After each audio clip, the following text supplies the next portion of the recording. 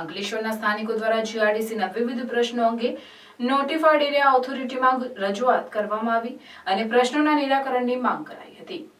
એશિયાની સૌથી મોટી ઔદ્યોગિક વસાહત અંકલેશ્વર જીઆરડીસીના વિવિધ પડતર પ્રશ્નો અંગે આજરોજ સ્થાનિકો દ્વારા નોટિફાઈડ એરિયા ઓથોરિટીમાં રજૂઆત કરવામાં આવી હતી। સ્થાનિકોએ કરેલ રજૂઆત અનુસાર વિવિધ ઉદ્યોગ એકમો દ્વારા તેમના ઉદ્યોગોમાં આવતા સામાન ભરેલા વાહનો મુખ્ય માર્ગ પર જ પાર્ક કરી દેવામાં આવે છે, જેના કારણે ટ્રાફિકને અડચણ પહોંચે છે। તો બીજી તરફ ઉદ્યોગો દ્વારા ગેરકાયદેસર રીતે ગેસ અને રસાયણયુક્ત પાણીનો જાહેરમાં નિકાલ કરવામાં આવે છે, જેના કારણે હવા તેમજ જળ પ્રદૂષણ થાય છે।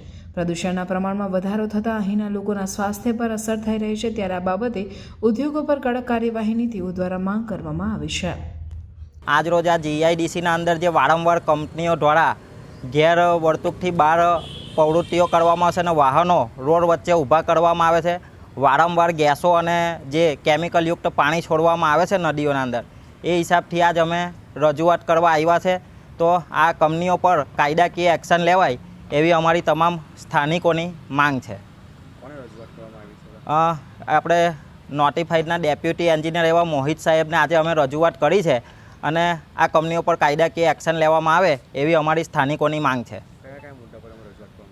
અમારે 3 મુદ્દાઓ પર રજૂઆત કરી છે। એક તો અવારનવાર ગેરપ્રવૃત્તિઓથી વાહનો રસ્તા વચ્ચે ઊભા કરે છે કંપનીઓ અને વારંવાર ગેસો છોડવામાં આવે છે અને કેમિકલયુક્ત પાણી છોડવામાં આવે છે, જેથી કરીને અહીંના સ્થાનિકોને બીમારીઓની ઘણી તકલીફો પડે છે।